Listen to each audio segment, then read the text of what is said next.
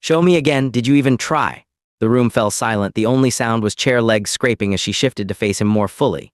He reached up, pressed a button, and the security footage rolled, images of hands older than they should be twisting copper wire, pointing at a machine's open chassis with steady fingers. An assistant whispered across the polished table, "That's not the service crew, that's him." She flinched, eyes narrowing. "And what does he want? A raise, my name on his boots." He met her gaze, voice low, "Just keep your word." The CEO's mouth pressed into a line. "You spoke out of turn earlier, why should anyone believe you?" He leaned forward, one hand on the table, watch visible beneath his cuff. "Because you already knew what I'd find." No one spoke, the air waited. For once she had no answer. Stay until the very end. It started 2 weeks earlier, the morning she asked him to clean her shoes in front of everyone.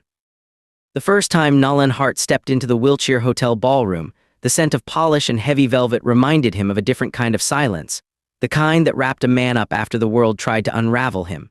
He wore service coveralls with his name stitched crookedly across the chest, his toolbox in one hand, invoice folder in the other. The manager led him past waiters and a cluster of realtors. "Big luncheon today," she said, "and Miss Denham wants the north chandelier working by noon." He set the box down beneath 1,000 crystal fragments humming with anticipation. Last night's missed call showed up, a single line under his cracked display. "Chloe's school requires payment by Friday." His mind did the math, 3 days, not 4. As he levered the old lift open, fat drops of solder clung to his gloves, reminding him his father's watch was at home, silent, in need of a $400 repair he wouldn't make this month. He stole a glance across the ballroom, caught his own reflection, and looked away. She arrived on a burst of perfume, heel clicks sparking off stone. Tessa Denham's hair was clipped precisely over one ear, 3 phones visible in her clutch. Her voice didn't so much cut as select. "Is it done yet?" she asked, not pausing for an answer. The manager half bowed, explained, "Mr. Hart just started, Miss Denham." Of course he did. Her attention swept him over, eyes stopping at the stain on his collar. "While you're here," she pointed to her white leather shoes, nearly spotless, "would you mind cleaning these too? I'd hate for anyone to think we hired anything less than thorough help." Her tone made the laughter behind her polite and shrill. He knelt, wiping a fleck from the toe. His hands moved without hurry, steady as any ritual. He placed the rag back in his kit, straightened, eyed the hanging wires overhead. A waiter, uninvited, offered, "Ma'am, do you want the coach room checked?" She ignored him, chin tilting. "Try not to burn the place down," she said to Nolan, and swept away into the circle of her echo. He gathered his tools, pivoted to where the chandelier flickered. Someone coughed behind him. "Tough break, man," the chef muttered in passing. He started with the faulty ballast, mindful not to let pride rise up in his throat. Some things don't need witnesses. The moment stretched, each wire he stripped a map of yesterday's debts. The laughter from the luncheon chased itself into the next room. He said nothing, but his hands remembered every step. On the way out, he caught a final note from her, invoice to the desk. "If you finish before noon, you might get to keep the job." He pocketed the invoice, kept walking. The clock was running. A steady pulse, and time did not wait. Chloe was sitting cross-legged on the living room carpet, feet tucked under her, turning the same Polaroid over in her hands. In the photograph, a woman in a yellow sundress balanced a toddler on her hip, beach behind them, light everywhere. He knelt next to her, smelling the faint sea salt that lived in the photo no matter how many years went by. "Daddy, are hotels like giant houses?" she asked, eyes intent. He hesitated, lowering a brown paper lunch bag into her hands, noting the sticker he'd peeled from a conference badge 10 years ago that covered a rip. "They try to be," he said, "but they don't have kitchens full of cookies, do they?" She considered this, then pointed to the picture. "Did Mommy like big houses?" He set his toolkit aside, fingers pausing over the photo. "She liked any place you were," he said, the words slow, careful. The note he slid into her lunchbox read, "Smile big today, send son home." She looked at the Polaroid, then at him. "How many days till Friday?" Her voice dropped a note quieter. "Is that when school makes us go away if we forget to pay?" He exhaled, jaw tightening. "Nobody's going anywhere, Chloe Bug." She nodded, content with the answer for now, thumb still on the corner of the photo. "If you ever get tired at work, you should just take a nap." "Naps are for Saturdays," he said, voice lighter, then ruffled her hair as lightly as her mom once had. He made eggs, splitting the yolks just the way Chloe liked. On the counter, his father's watch ticked only when shaken, service deferred again. The grocery list was half-written. He swung his coat on, checked one last time the security chain that even their super didn't remember had been changed the previous winter. Not everyone who knocked needed to get in.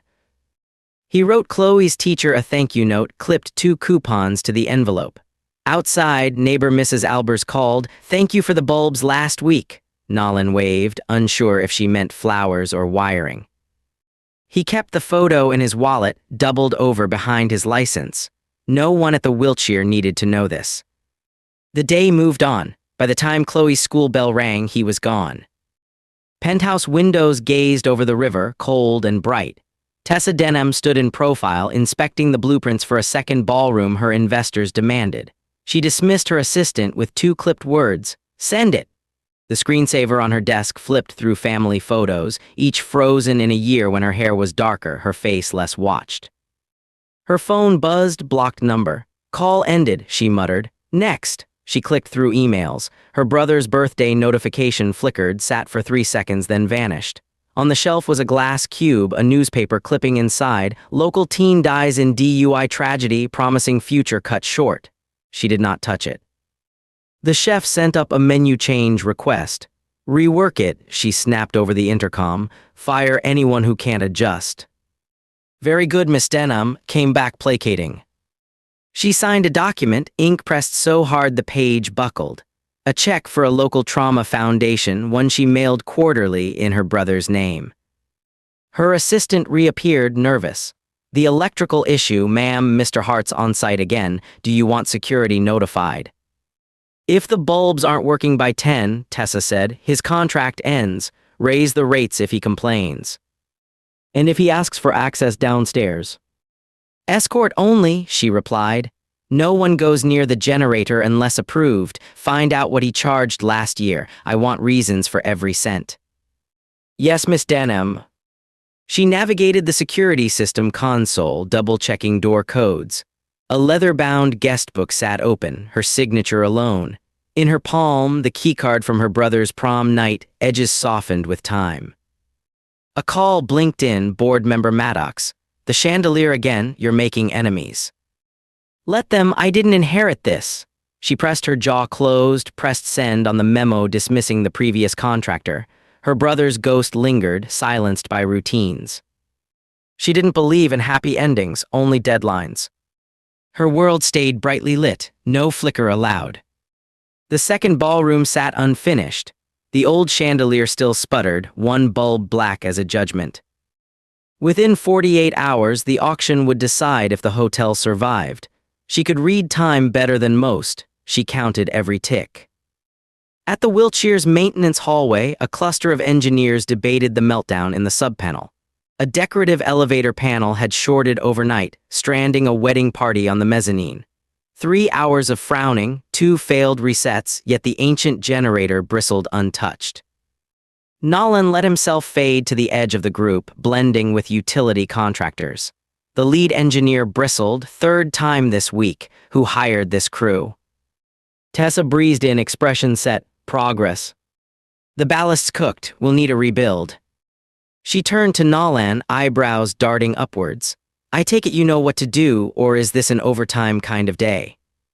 He crouched, tracing circuits with steady hands. "It's not the ballast," he said, voice flat. "You've got a cascading short in the relay. If I rebuild it from the panel out, it'll last." The engineers glanced at each other, unconvinced. Tessa folded her arms, not quite facing him. "Anyone could see that," she said, voice clipped. He rolled up his sleeves, exposing forearms marked by the kind of work that outlasts managers and mandates. He mapped the circuits, noting the make-do splices, the bodged repairs from years past. Piece by piece, he removed the failed components and laid them out on a cloth, each like a small surrender. The junior assistant, Liz, hung just behind him. She whispered to the head engineer, "That's not even the usual kit. Where'd he learn that?" "Some people just have a knack," the engineer replied, though unease bit his tone.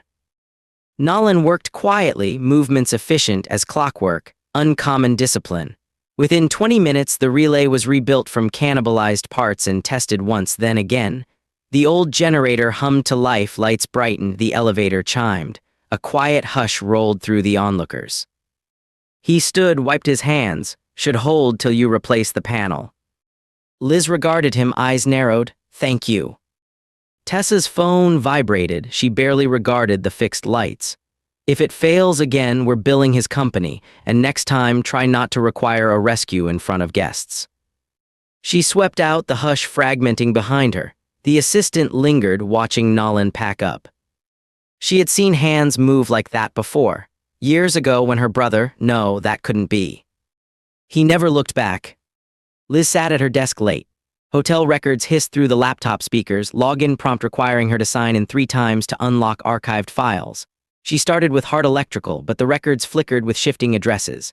She opened personnel files, found a brief scan, declined Weldon Security Post 2016 in careful print. Another click and an image, military ribbon atop an envelope labeled Service Deferred. She scrolled, fingers racing, until a thin line of text. N. Hart, electrical contractor, references unlisted, prior out-of-state clearance verified. She sat back, trying to connect the pieces. Chloe was at home, coloring the same beach in the Polaroid's background, sky blue. She flipped the image. Do you think she gets lonely? She asked, showing her dad the back. He stopped mid-dish, water dripping from one plate. The room quieted. Who, Chloe? She pointed at the woman in the photo. Her, she's only got us now, maybe she needs a friend. He dried his hands, lips pressed tight. We've got each other, don't we? She nodded, solemn, in the hall, ticking from the old watch. He would never tell her how many days they'd really have if rent or school fees went out. In the office, Liz checked the hotel calendar. Auction at City Hall, Wiltshire, 48-hour notice. She copied the time, sent herself an email. Back at the hotel, Tessa's enforcer, a blunt man named Dunn, waited near the staff entrance. He approached Liz, tone flat. You got the files. She handed over a disc. Copies only, Miss Denham asked for them all. Management's got plans. Keep your nose out, understand? Liz bristled. Last I checked, hotel security wasn't your sector, Dunn. My sector is wherever the boss says, he said, staring a beat too long. Nolan appeared, toolkit at his side, eyes meeting Liz's. She offered, thank you for earlier, it's rare to have real skill in the building. He shrugged, work's work, I'm not here for medals. Dunn snorted, keep telling yourself that, as he strode away. Liz hesitated. If you wanted, we, the staff, could pass your name along. There's a bigger fix coming. If you need payment today, I can. Nolan shook his head, folding the day's invoice. Pay whatever's fair for hours, don't move trouble around. Liz watched him go. The time on her phone blinked, 46 hours and change. Time was running out. Staff meetings at the Wiltshire grew tense. Tessa's manager met her early next morning, carrying a list of contractors who refused to return. The union's threatening walkouts, she reported, and the ballroom overheated again. Tessa's hands stilled on her desk. Blacklist Hart Electrical, I don't want them stepping through the front door. But he's the only one who. If he's indispensable, Tessa cut in, then our standards are lower than I permitted. She checked her phone, scrolled past an old text. Birthday dinner next week, Will. She hit delete. At the lobby, the concierge told Nolan his pass was revoked. A security guard followed, trailing just close enough. Tessa herself entered, voice slicing air. We expect professionals, not circus acts. The next time you step inside, you'll be removed and your listing flagged to every hotel in town. He folded the paper she handed him, slid it into his pocket. His composure was undisturbed, just a flicker in the left jaw muscle. Liz caught him outside. It's above my grade, but you should know they're prepping for something big. If you want to talk to someone, my uncle's at City Hall. He nodded, silent except for the weariness beneath his eyes. That evening at home, Chloe was in bed, the Polaroid under her pillow. At her school, an envelope returned, payment not posted. Her teacher knelt, voice gentle, it's not your fault, sweetie. Nolan stared at his phone. He dialed one number, waited for the ring. It's Hart, yes, today, please. His voice was low, measured. When he hung up, the watch ticked against the glass table. He pressed his hands flat, grounding himself. Chloe's teacher called again, voicing confusion, concern lacing every word. He never let his hands shake. He should not have made this her problem. The invitation to the boardroom came unsigned but unmistakable. 6 names at the bottom under tight black type summoned staff and contractors, public reckoning as entertainment. Tessa sat at the head, immaculate. "We're here to clarify misunderstandings regarding Mr. Hart's credentials," she announced, "and to move forward with the upcoming sale." Nolan was not on the list. Liz waved him in, motioning silently. He wore a clean work shirt, his father's watch now ticking on his wrist, shoes polished, not new, not bold. The chair tapped a folder. "Before we continue, security footage from last week's repairs," he said, nodding to the assistant. The monitor flickered, showing hands stripping wiring, assembling a relay. One voice from off-screen provided short, measured instructions. "Feed the main line now," every motion unmistakable. Staff exchanged glances. The engineer at the end of the table pointed. "You didn't train us to do that, only." "Who are you, really?" Tessa's voice softened, but not to comfort, just searching for an angle. "Are you someone's agent? Are you here for leverage?" Nolan's knuckles rested on the table. He nodded to Liz. She looked to the chair, who stood, clearing his throat. "Ladies and gentlemen, we have reviewed personnel and service records. Mr. Hart's prior employment was not as a contractor. His service with the 75th," he stopped. Staff murmurs swallowed the rest. Tessa looked straight at Nolan, lips unmoving. Her hand clutched the edge of her phone, knuckles bone white. He looked across the table, voice even. "Just keep your word." She struggled for her usual tone. "You spoke out of turn earlier. Why should anyone believe you?" He met her gaze, "Because you already knew what I'd find." The assistant avoided her eyes, pen tapping an invisible beat. The board member at her right leaned back, studying the cracks in the marble. Liz's mouth stayed closed, but her gaze was clear. No answer came from Tessa. Silence gained mass. Chloe's lunch note that day read, "Find a friend wherever you go." The auction at City Hall was called off after a shareholder revolt. Tessa stepped down as CEO, replaced by a new manager who addressed the staff as if each was irreplaceable. Liz became operations coordinator, her approach disciplined but generous. 6 months on, the Wiltshire lobby shimmered. Chloe raced up marble steps after school, the Polaroid now in a plastic sleeve she'd decorated with whale stickers and one faded star. Nolan met her on the portico's bench. She held the photo out. "Do you think she'd like working here now?"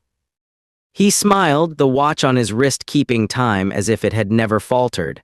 "I think she'd like how you say hello to everyone." Chloe slid onto his lap, eyes bright, "Even to the ones who can't answer." He nodded, "Especially them."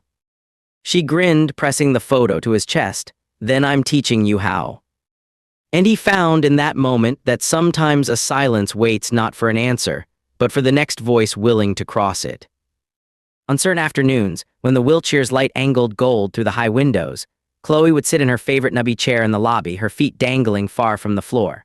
Sometimes she drew, sometimes whales or starbursts, sometimes what she called invented machines, but mostly she watched. Guests came and went, their faces unpredictable, their voices full of small emergencies, big laughs, and trouble she could sense in the way some grown-ups checked their phones or clutched their bags. On those days, Nolan worked nearby. His uniform looked less patched, clean, but always faintly lived in, sleeves rolled when the work called for it. He waved at Chloe between calls, each wave carrying reassurance. "I see you. Still here."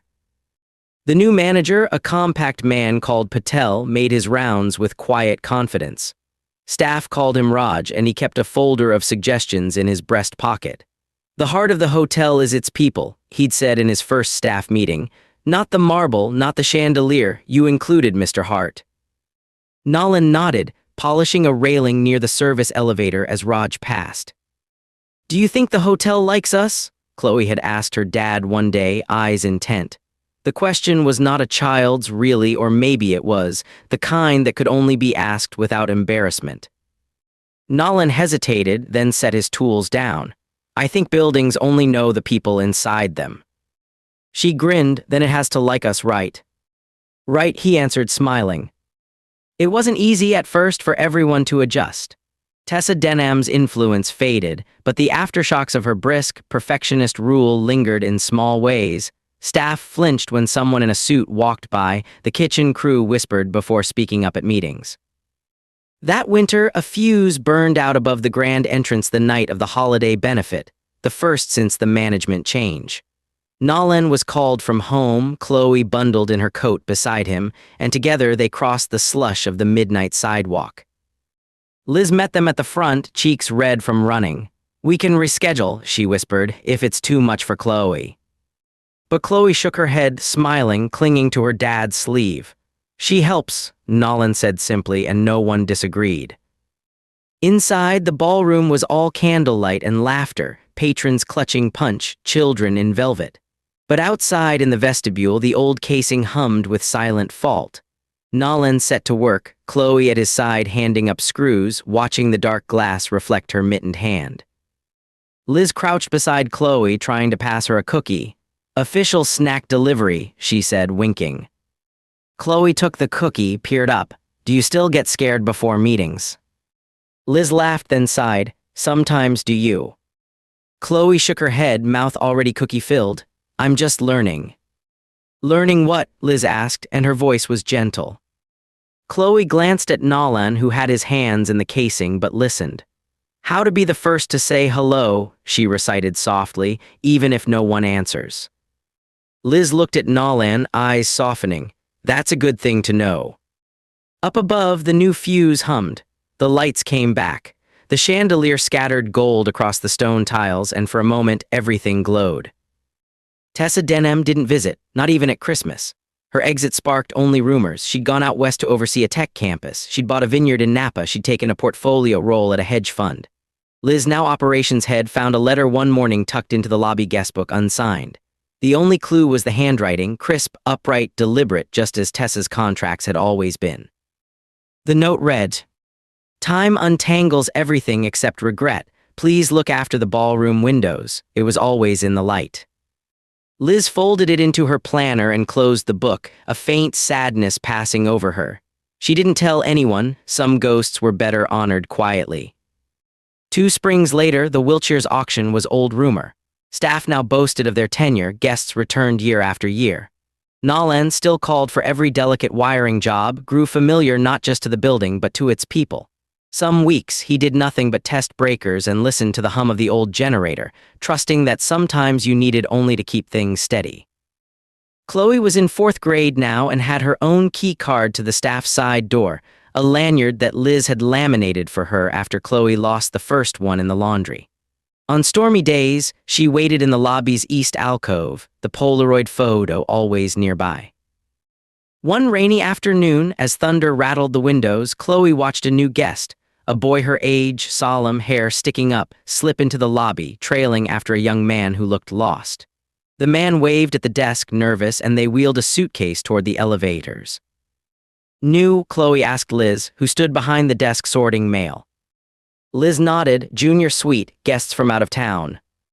Chloe slipped off her chair and followed, curiosity blooming. The boy stood near the elevator, watching the numbers tick down. Chloe waited beside him, silent first, then brave. "What's your name?" "Ben," the boy answered, fidgeting with his jacket zipper. "This place is big." She nodded. "It used to be scary. Now I think it's nice. Do you want to see something?" Ben hesitated, then looked at his brother down the hall, then nodded just once. She led him to the big potted ficus, her favorite hiding place. "You can see all the way to the ballroom door from behind here." She ducked behind the leaves, giggling. He followed, peering out. For a moment, they were invisible to the world. In that stillness, Chloe slid the Polaroid from her lanyard and offered it to him. "My mom was here once," she explained. "She was happy that day." Ben glanced at her, uncertain. Chloe shrugged. "You can borrow it if you want. It helps when I feel new." He took it carefully. "Thanks." Later at home, Chloe told Nolan about her bravery. "I made a new friend. I gave him the photo just for tonight. Is that okay?" Nolan hesitated, kneeling eye level with her. "What made you think to do that?" She smiled, a little shy. "Because you keep saying we find friends everywhere, I think she'd say that too." He hugged her tight, grateful, proud beyond words.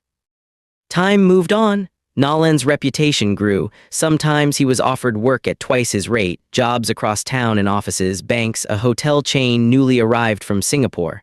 More than once, Patel pulled him aside with a stack of contracts. "You're turning down overtime, Mr. Hart. Everything all right?"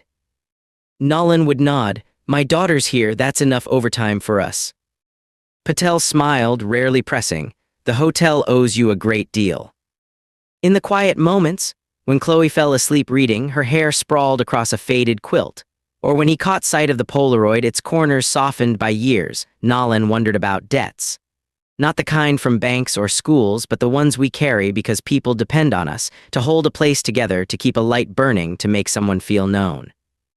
He never saw Tessa again. Sometimes Liz mentioned her obliquely, a caution to herself when drafting memos after midnight. "We set our own tone," Liz would say, "or someone sets it for us." On the hotel's anniversary, they held a celebration, not out of necessity, not to placate investors, but because everyone wanted one. Chloe was asked to give a speech as the next Wiltshire generation. Her voice trembled at first. She clutched her father's old watch in her fist, just for courage. She read from an index card, clear and careful. "The Wiltshire is big and sometimes scary, but it's just a building. It's the people who make it kind. I want to say thank you to all the friends I've found here, and to my dad who fixes everything except my homework. Sorry, Dad." The ballroom rippled with quiet laughter and then applause, steady as a tide. Nolan's face warmed, tears pricking his eyes despite himself. Liz dabbed at her cheek, caught in the moment. Patel raised his glass, voice ringing true. "To the ones who mend what's broken and the ones who remind us to say hello." The chandelier, nearly a century old now, shone over them all, its bulbs burning steady. When guests asked about the lobby's quiet watchfulness, the way the staff seemed to know their moods before a word was spoken, Nolan always said, "It's the people, not the paint." Chloe said with frank certainty, "The hotel remembers who treats it nice." And so, in time, the Wiltshire became famous not just for its marble or its views or the way light poured through stained glass, but for something you couldn't point to directly. A warmth in the stones, a softness in the air, a sense, faint but unmistakable, that this place would welcome you, watch over you, and keep your secrets safe. Sometimes, while Chloe colored whales in the lobby, Nolan watched the street outside. The glitter of evening rain, taxis scattering light across the pavement. Sometimes he thought of all the places he'd gone before, all the rooms kept silent, all the times he'd knelt to polish a shoe, fix a wire, or make small things right in a world quick to forget. He remembered the first silence, weighted and sharp, the rhythm of debts and days behind. He heard laughter now, Chloe's and Liz's together, the easy give and take of friends who'd chosen kindness and never needed to outlive it. He checked his father's watch, working still, ticking sure. He thought, maybe this is all we ever get, the light that lands where we welcome it. The silence that softens, waiting not for an answer but for the courage to speak again. He thought perhaps that's enough. And as the evening deepened and the ballroom's last dance stilled, the Wiltshire glowed on, holding in its quiet heart all those who dared at last to stay until the very end. The ballroom hushed, the band trailing into soft strings as guests lingered in pools of lamplight. Chloe, now braver in her patent shoes, spun slow circles on the mosaic tile, one hand wrapped in Nolan's. Across the polished floor, staff were gathered by the doors, trading murmured stories. The time Nolan fixed the generator with a borrowed hairpin, Chloe's first greeting to a sullen guest who left smiling. Liz ducked in and out, clipboard bobbing at her side, eyes creased with real laughter now instead of old stress. Nolan crouched beside Chloe. "Time to go, kiddo. We've had our fun for one night." She grinned up, cheeks pink. "Can we come again tomorrow?" He ruffled her hair, smiling. "We'll see. Might depend on whether you finish your spelling." From behind, Liz called softly, "Hold up, someone left this for you." She pressed a square envelope into Nolan's hand. The address, neat and unfamiliar, simply read, "To those who stay." Chloe peered as Nolan unfolded the single sheet. The handwriting was upright, deliberate. "For every light repaired, a debt forgiven. For every hand offered, a place saved. You taught us the hotel needed kindness, so did we." No signature, But as Nolan glanced at Liz, understanding flickered between them, a quiet wish sent onward, unnamed but felt.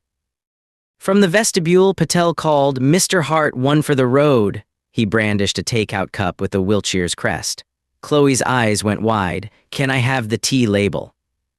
As Nolan accepted, Patel leaned in. "Hard to believe how it was, isn't it?" he murmured. "Feels right now."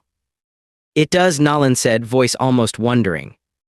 They emerged onto the steps, city air cool and gold-lit.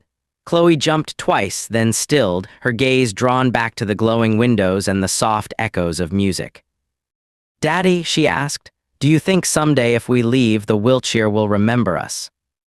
Nolan looked up at the old hotel, the lamps spilling welcome out into the night. "I think," he said, "that every place remembers who loved it long after we go, just like we remember it."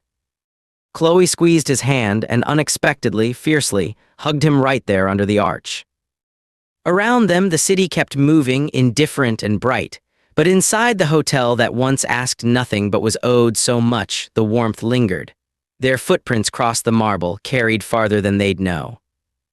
And behind glass, a chandelier's 100 bulbs kept watch, unwavering, shining on.